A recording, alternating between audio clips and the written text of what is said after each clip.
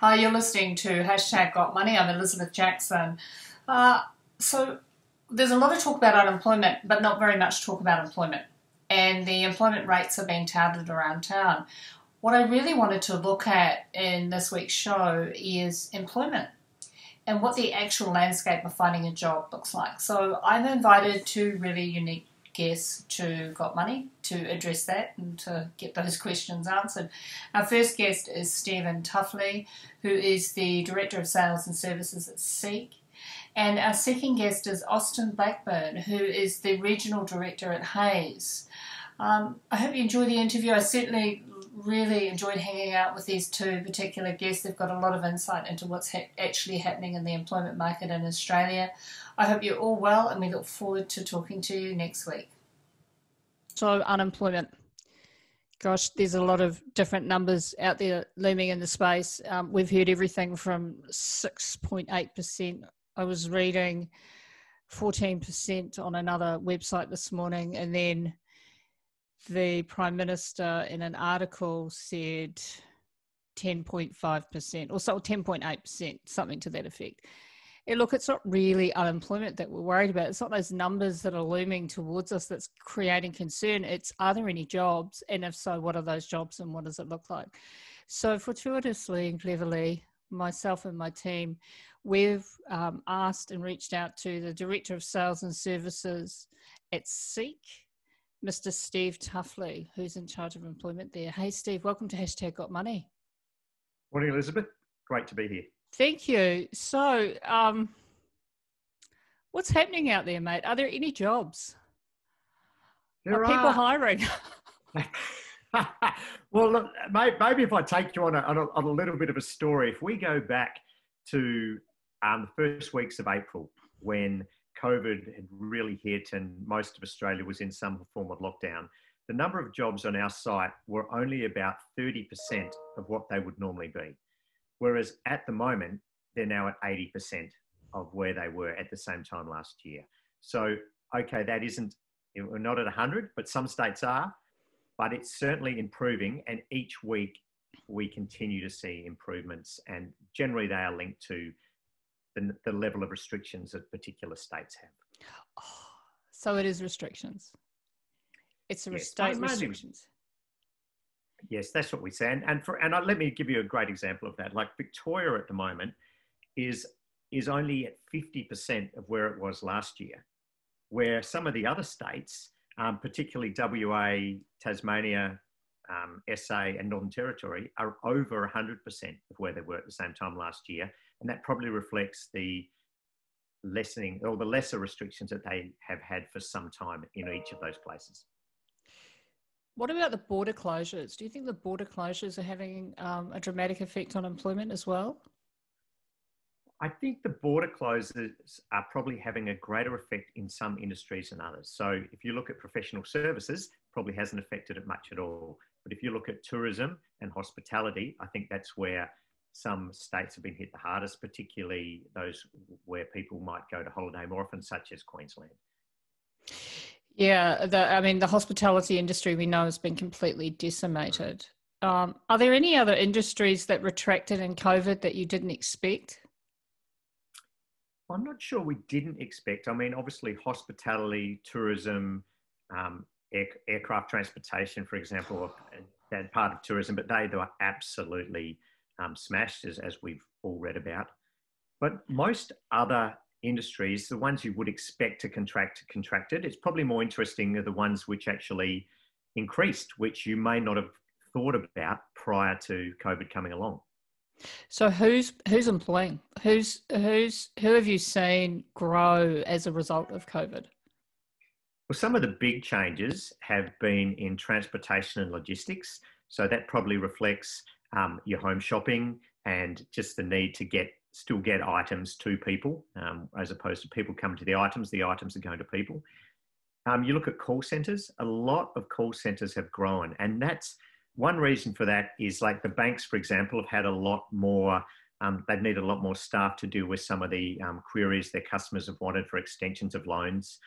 But also we know these call centres, a lot of them had been outsourced overseas. And a lot of these big companies are now saying that they will bring back those call centres, or at least large portions of them, back into Australia, because if something like this happens again, some of those countries are much less prepared or much to be able to have their staff working from home. And so, in fact, a large number of call centre staff that were overseas couldn't actually operate at all. So there was a big call to ramp up call centres in Australia. We saw that because I went on the real estate sector and the property sector. So we saw that in the banking sector. What other sectors have done that? I think telecommunications has been the other big one. So you're working remotely, your team are working remotely. Is working remotely going to be the new normal after we come out of COVID? I think you need to distinguish between working from home more often and working remotely. And we define working remotely as basically working from wherever you want in the world to do a particular role. I think that is a bit more of a stretch, although it may become the new norm for some places. What we discovered from a lot of our internal surveys and from just reading other surveys is people still miss that human interaction. So a lot of people would prefer to still come to the office, but maybe prefer to do so a little less often than 5 days a week. So there might be a balance that is reached as we get back into working from an office, but it's probably still a bit early to tell. I want to just touch on really lightly mental health, because you've got a team that you're responsible for. They're all working from home, I guess, particularly here in Melbourne. How are you as a firm taking care of their wellbeing? We've spent a lot of time on that, because without people, really, we don't have anything. So, I mean, before all this happened, we always had an employee assistance program. We've always been very keen to ask people to seek some assistance where they would need it. Since COVID, we've actually, our HR team, human resources team, has really pivoted. For all the work they were doing and the training they were planning on other things has all been moved very much into mental health and how to support yourself. So we have a lot of sessions, whether they be on general wellbeing, there might be things on meditation, how to deal with isolation, some of the tips from working from home, a lot of things that a lot of companies have been doing. We've got an in-house psychologist that has spoken to us numerous times. And really, this is a company, Seek is a company where a lot of support for people is probably the number one thing that we are looking to do, and we always have done. Yeah, you've got actually, I was looking, doing some research on you this morning. You're actually up there when it comes to employers. So we know that there's a volume of people looking for work. Mm-hmm. How many applicants are you getting for one role? Has that dramatically increased? Look, it did initially. And that was when we were obviously back in April and everyone was losing their jobs, a lot of people losing their jobs at the rate of knots. It's stabilised a lot now. And even though there are less jobs than there were before and probably more people out there who are unemployed, there's also a theory, and we won't know for a while, that potentially some of the government subsidies are propping up businesses and people that otherwise would be out of work, but they aren't looking at the moment because they are still getting paid because of the government support. When that government support runs out, if the economy hasn't loosened up in all the states and businesses aren't bouncing back, we may see more applicants coming in for jobs, absolutely. But there are various sectors as well where things are different, like professional services. We are seeing a lot more applications for those jobs because a lot of those jobs were the ones that were lost in the cities. And the cities in the large places still haven't come back to work as quickly as they have in other industries have come back to work, particularly if you're working in an office. Casualisation versus full-time employment. Are you seeing a lot of casual roles, or are you seeing people look at like larger organisations and companies go, you know what, it might be time for us to get some really great people, a new team, and give them permanent roles? So where's the balance? Are you seeing more casualisation or more permanent roles? We're not, casualisation in the sense of people working less than 5 days a week. We're not really seeing any more of that than in the past. I think what we might see more of is more contract roles, while people are still not sure around what the future holds. So rather than take on someone full-time, they might offer a contract for 3 months, 6 months, 1 year, with the aim, ideally, of making that person a full-time employee after some time. Do you think the government's announcement about $200 a week to take on an apprentice, you think that was a good idea? Are employers going to go out and take advantage of that? Oh, look, I think it's a bit too early to say. If you were an employer, clearly getting someone for $200 a week cheaper than you could have otherwise. The idea, obviously, is that will encourage more hiring, and let's hope that is the outcome. But I wouldn't like to speculate on what will happen. I just hope that what we all want to see happen does happen. Yeah, me too. I thought it was. I was disappointed when I saw that he was restricting the age group, because the ones that have been affected primarily, and this is the narrative currently in the media, is that it's a lot of older women. They've lost their roles because they're in service industries, and Mm-hmm. And he's basically put a caveat over who can get the age group that can get that, and I thought that was probably not a great move. So talk to me about an employee. Who do they need to be in this workforce? What do they need to consider when they're looking at going out and looking for a new role? Well, there are probably 3 major things that I would say to anyone looking for a job at the moment, and that is, 1, make sure you've got an up-to-date CV or profile. Secondly, when I say up-to-date, I mean don't necessarily focus on the roles you've had, focus on the skills that you've learnt in those roles. And I'll give you a great example. Like even at Seek, we've just taken on a intake into our customer service centre, and a couple of the people that have come in are out of the airline industry. Now, they've never worked in a call centre before. In fact, they were working on planes, assisting customers. So they don't know the first thing about a call centre, but what they are very, very good at is dealing with people. And that is the skill set that we were looking for. And I'm just not talking about us here, obviously. I'm just trying to give an example as a generalisation. But plenty of companies are now looking for the skill set, not necessarily that you've worked in that exact industry previously. So empathy and connection has a currency. Absolutely, as do any skills that people build. But certainly, empathy, connection, those ability just to deal with people and to be able to speak to people in a way that is calm and non-confrontational and gets the people a result is a very, very valuable skill to have, regardless of the role you're going for. And that's certainly what we found. So that's CV updated. Mm-hmm. Make sure you've got the skills on it. Follow the application process. And that may sound like a stupid thing to say, but on a lot of jobs, they have a different application process. Some of them will take you to career sites. Someone will take you to external places. They all have a different application process. A lot of them do, I'm sorry. So just make sure you're following the right application process. And probably the last thing, and it's a bit of a shameless plug, but it's one which doesn't cost anyone anything, is the Seek have a careers site, which has all of these tips on either how to do an interview, how to write a CV, how to do a cover letter, how to be clear, what to wear in an interview if you are doing a face-to-face interview or one over Zoom. All of those on a Seek careers page, and that's all free. It's just head to the website and have a look at that. So if people are looking for a hand because they haven't had haven't had to apply for a job for some time, like there are people who've lost their jobs, have been in those roles for 10 plus years. And, the way you apply for a job, or even remembering how you last applied for a job, may be very different than when it happened to them. Look, I really appreciate you saying that. I have to agree with that. And I have looked at your website and you're absolutely right. I was speaking to someone the other day and he said, use this opportunity to upskill.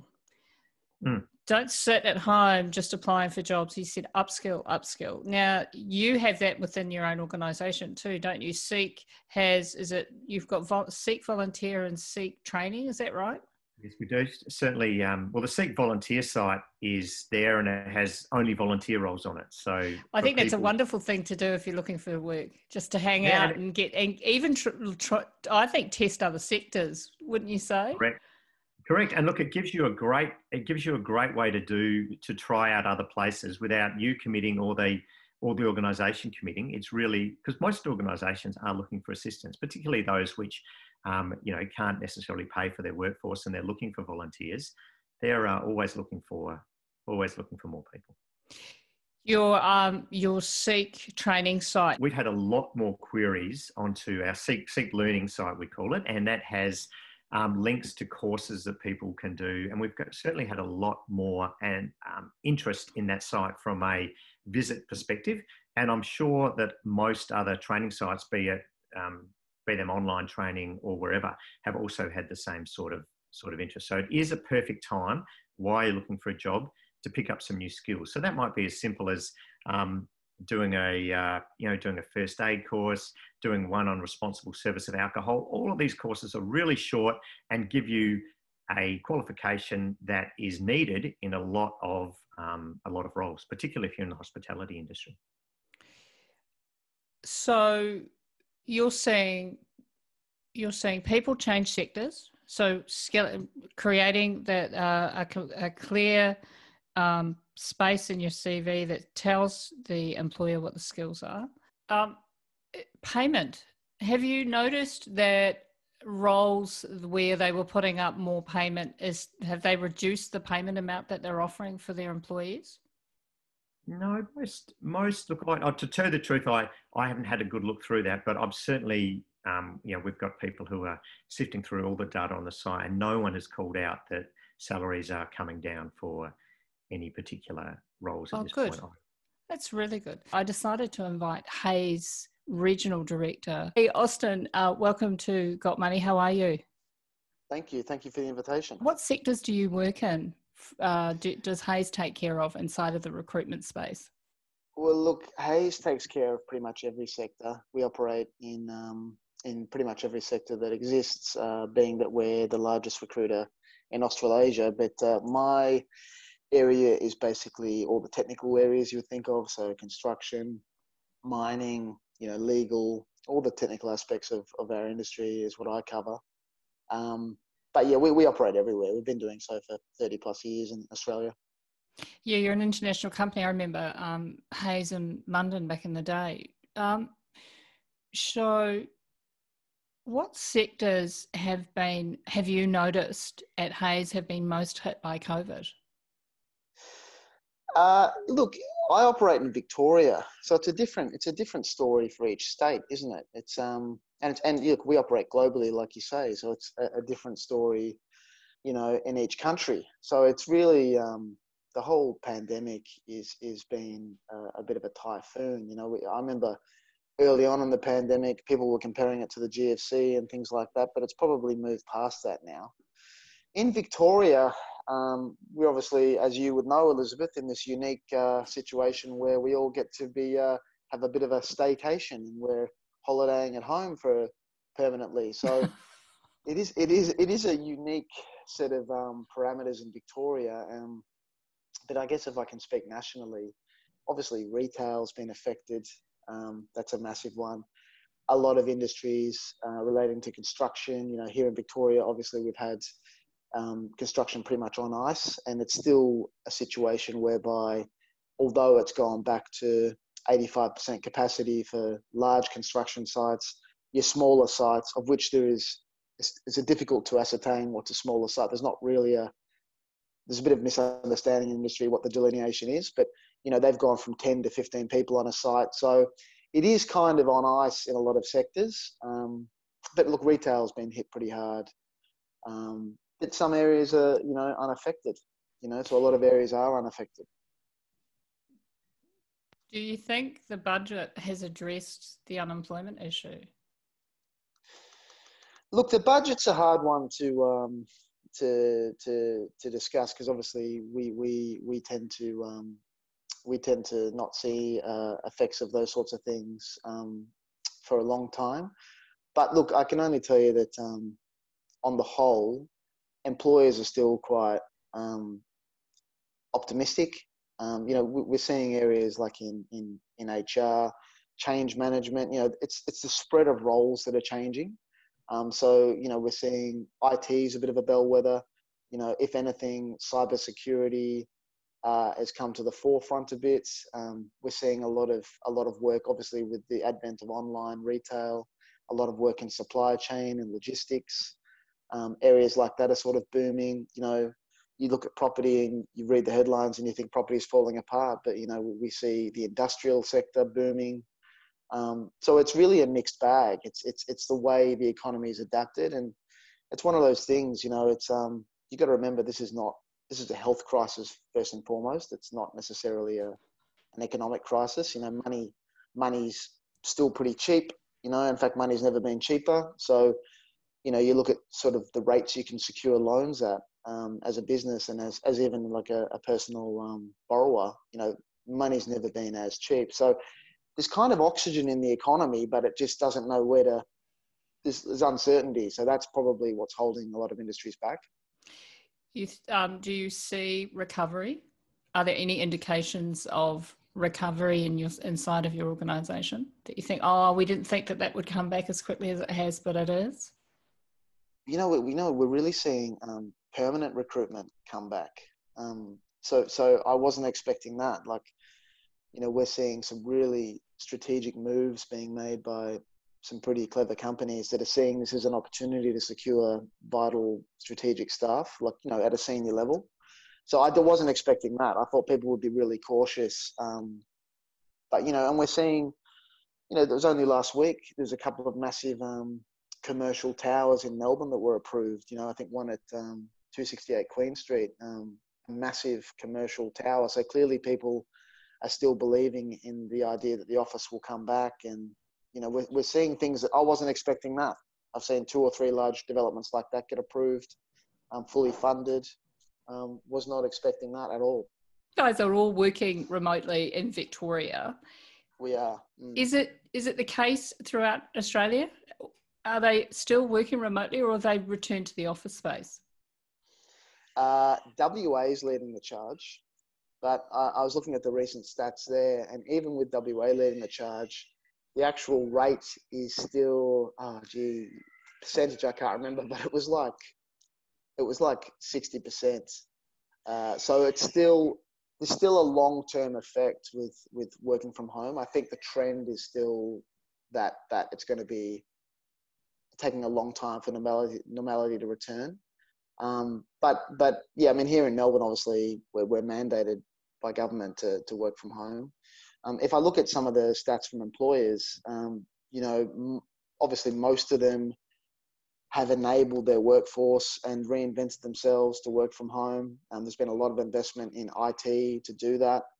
And you know, it has to be said that obviously candidates that are proactive and can upskill themselves and can do that better than others are the ones that are probably, you know, more attractive at the moment.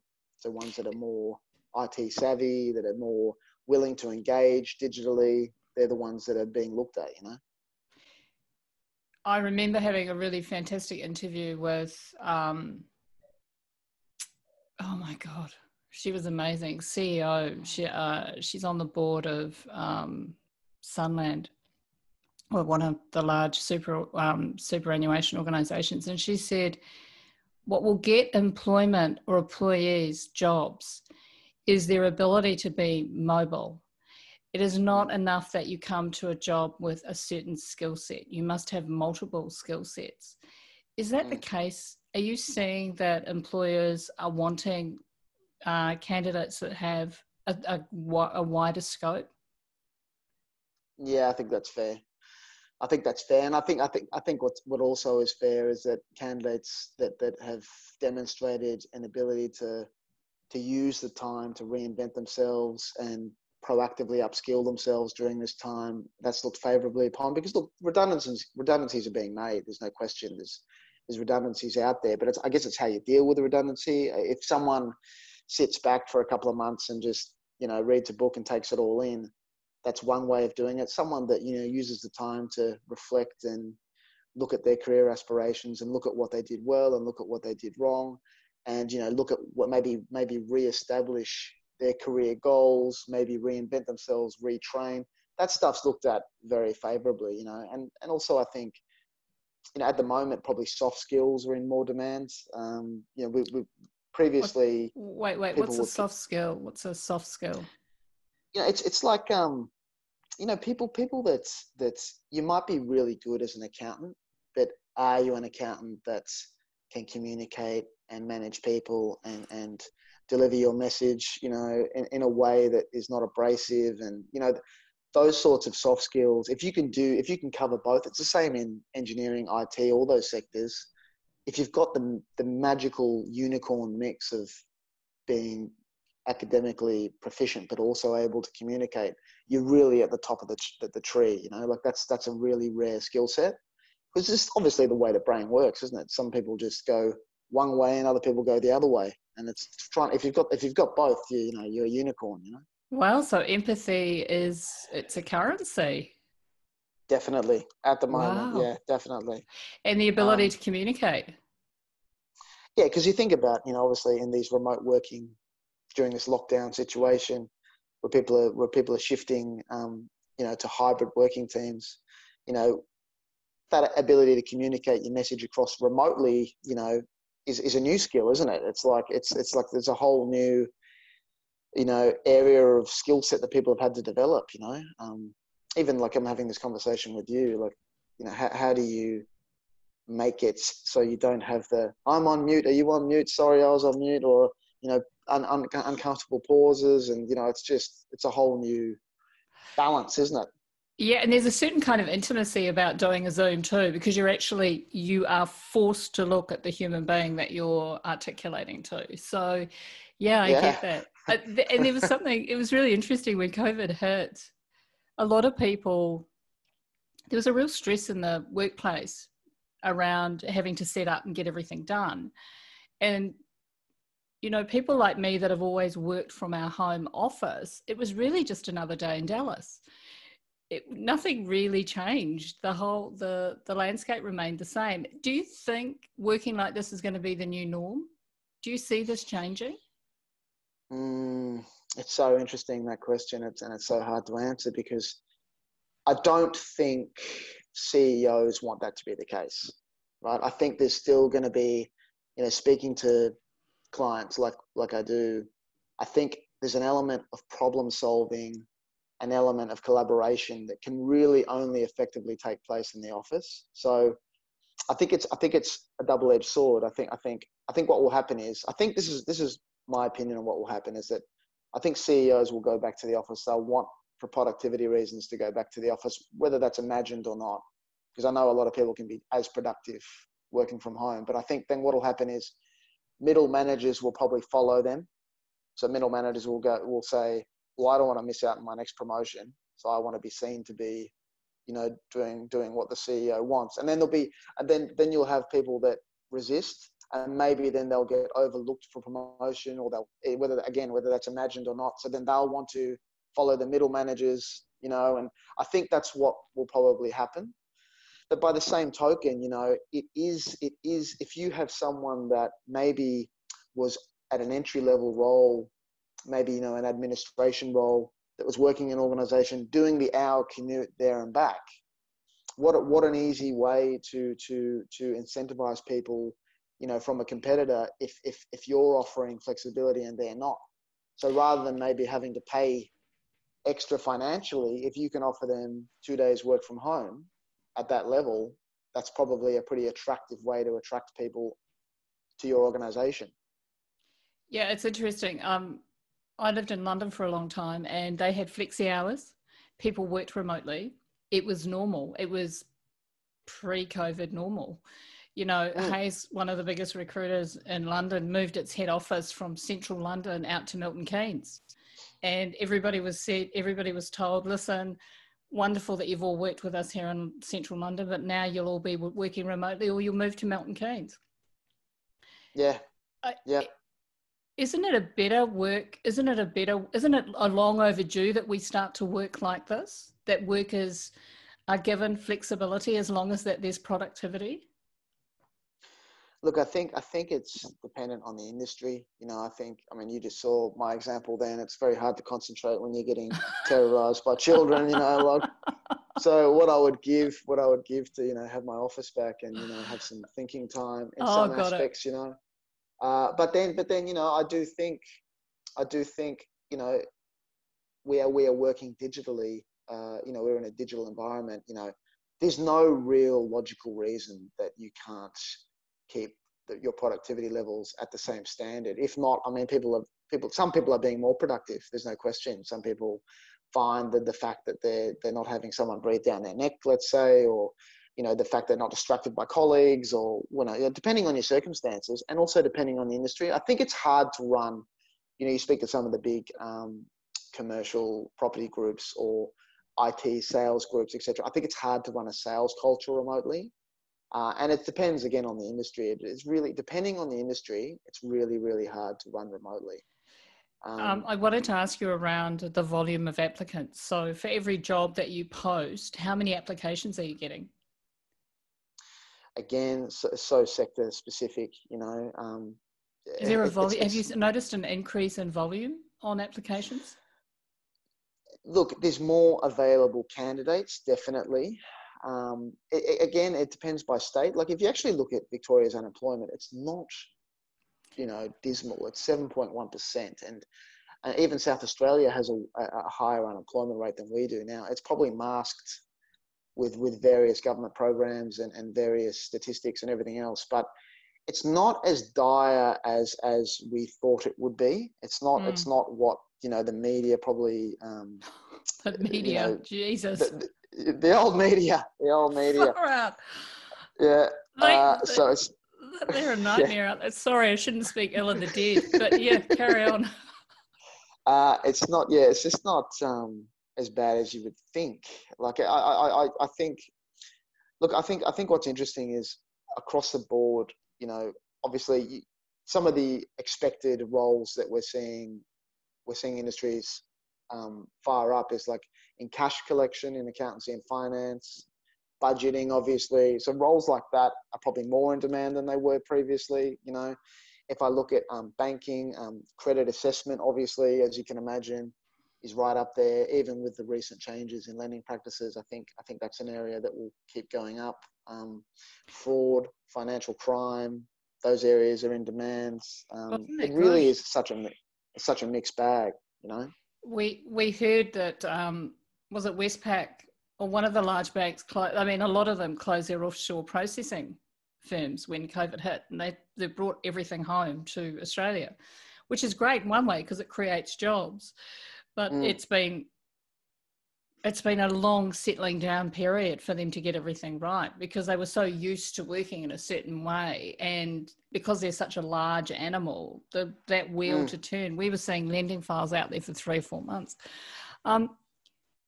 How are you managing as a firm your staff's mental health in this? Because some of them will feel quite trapped, won't they? Yeah, I mean, if you're in Victoria, no matter who you are, you're probably feeling a bit under house arrest. You know, it's lockdown capitalism. We're the longest lockdown in the world, I think, longer than Wuhan. So I think, but you know, look, I mean, it's what you make of it. There's a lot of I don't know if you've heard of Cahoots. There's like online quizzes. I mean, we as a company do those. You know, I've got to say I'm quite proud of the fact that the company, and I run a large team, you know, we've done our best to try and keep that online culture, that working from home culture alive and well. And in some ways, I think, I mean, I speak to a lot of... But how have you done that? Like, you've done the online quizzes. What else do you do as a team that supports each other? We have like Friday night get-togethers where we all put on our, you know, flamingo shirts and wear our hats and have a couple of cocktails and have a laugh and unwind, and we do things like that. I mean, and I speak to a lot of clients and they're doing similar things. You know, I think you can create a level of culture, and in many ways, you know, you speak to clients, and this thing has brought a lot of people probably closer together than it normally would have. You know, I think a lot of the rivalries, maybe, you know, some of the internal politics has gone out the window, and a lot of speaking to candidates and clients, a lot of people have probably been brought a lot more closer together, which they weren't expecting. You know, isn't that nice? And it is nice. It is, and probably a lot of areas that were maybe a little bit like areas of IT that maybe were a bit, were considered a bit fringe are now considered mainstream and critical, like online digital content writers, internal change and communication, social media gurus, Oh, have come into their own. Oh, yeah. There's that. So, What does coming out of COVID look like? Are you readying yourself for that as an organisation? What does that look like? Seems like a long way off from Victoria, doesn't it? This is what I do for a haircut. Are there any plans to how you unravel what you're in as an organisation? Look, we do. I mean, I guess what is good is employers are becoming more confident. They're saying that hiring for the future, future prospect hires are more positive. They're looking at candidates who can really tailor themselves for the markets. They're looking for transferable skills from maybe other industries where they've been made redundant. I think we're going to probably be a much more of a digitally engaged world. I think we're going to be on a very much an online retail, shop from home sort of world.